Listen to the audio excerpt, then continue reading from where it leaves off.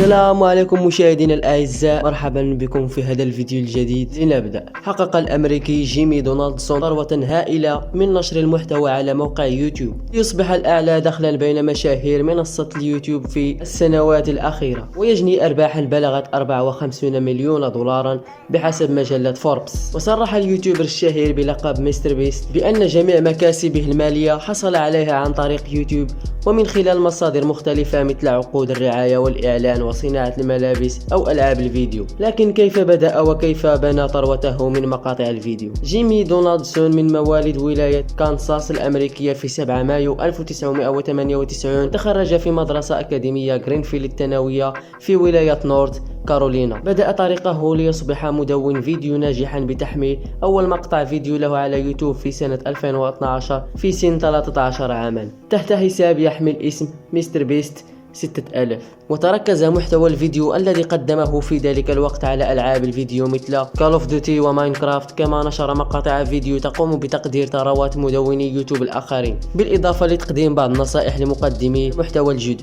بلغ عدد المشتركين في قناة مستر بيست 30,000 مشترك. وقتها كان مستر بيست يدرس في جامعة إيست كارولينا قبل أن يقرر في نهاية ذلك العام ترك الدراسة والتفرغ لإنشاء المحتوى الخاص به على يوتيوب. ولم توافق والدته على قراره ترك الدراسة وتخصيص كل وقته لنشر مقاطع الفيديو على يوتيوب، وكان مجبرا في النهاية على ترك المنزل والعيش بمفرده. بعدها بدأ يكسب شهرة نتيجة بعض مقاطع الفيديو المثيرة مثل محاولة كسر الزجاج باستخدام 100 مكبر صوت أو محاولة البقاء تحت الماء ليوم كامل. مع تزايد شعبيته على منصة اليوتيوب بدأ مستر بيست في جذب ما بين 3 إلى 5 ملايين مشتركا شهريا. ومن المعروف أن مقاطع الفيديو التي ينشرها تحتوي على عناصر عينة تساعد في انتشار المحتوى وتمكن من تحقيق مبيعات إعلانية تصل إلى ملايين الدولارات بفضل نظام التوصية على يوتيوب الذي يعرض محتواه لعدد أكبر من المستخدمين. ودرس دونالدسون صناعة مقاطع الفيديو على يوتيوب وصناعة الأفلام وإنتاج المحتوى عالي الجودة. وذكرت التقارير أن مستر بيست ينفق أحيانا ما يصل إلى 300,000 دولار لإنتاج بعض مقاطع الفيديو الخاصة به. يعيد مستر بيست استثمار أرباحه على يوتيوب أيضا مثل إنتاج ألعاب الفيديو